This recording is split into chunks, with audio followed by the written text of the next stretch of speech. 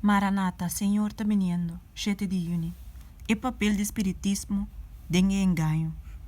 Estimana, não quer tu espírito, mas põe espírito na prueba para mirar se não está bem de Deus. Para sombra hope profeta falso a salibai do mundo. 1 Juan 4, versículo 1. Hope ainda lugar do garado em trampa, para meio de crença que o espiritismo está diz um engano humano. Ora guardi ba cara a cara, com manifestação qual não por considerar como sobrenatural, não lugar de enganar e não lugar de ribar para aceitar essa que não como grande poder de Deus.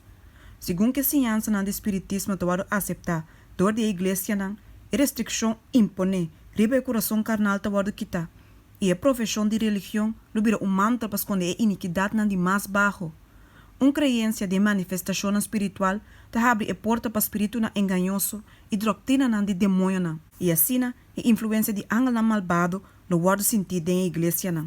O ministério popular não pode existir espiritismo com êxito. Não tem nada com qual por proteger tal não for de espiritismo sua influência fatal. Maioria de resultado triste do espiritismo lo sossegariba é ministro do siglo aqui. Mas o não atrapa a verdade balde não pia e na seu lugar a preferar fábula não. O pilar o Satanás a preparar para seu último esforço para enganar o mundo. E fundeixe de seu trabalho a guarda ponedor de segurança do nana Eva de Eden. Ora que ela bisa, seguramente você não morre. E dia que você come de je, você o lo abre e você lo tá maneira Deus, conhecendo bom e malo. Gênesis 3, versículo 4 e 5. Pouco a pouco Satanás a prepara o caminho para sua obra maestra de sedução e engano, de desenvolvimento do espiritismo.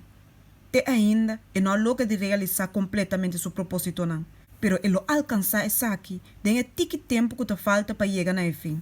O profeta avisa, e minha mira te sale for de boca de dragão, e for de boca de bestia, e for de boca de profeta falso, 3 espíritos impuros maneira dori, mas o mananda espírito não de demônio não, que te hace milagre não, que te sale vai cerca e reina de inteiro mundo, para reunir não, para a guerra de grande dia de Deus Todo-Poderoso. Revelação 16, versículo 13 e 14. Tu única exceção, Deus não te proteger do poder de Deus, para meio de fé em sua palavra, inteiro o mundo logo elas trabalham com ele, dor de engano aqui. E se não te laga na mesa guarda mandar sonho, dormindo de uma seguridade fatal, não lo vai guarda despertar solamente dor de derramamento de fúria de Deus riba terra.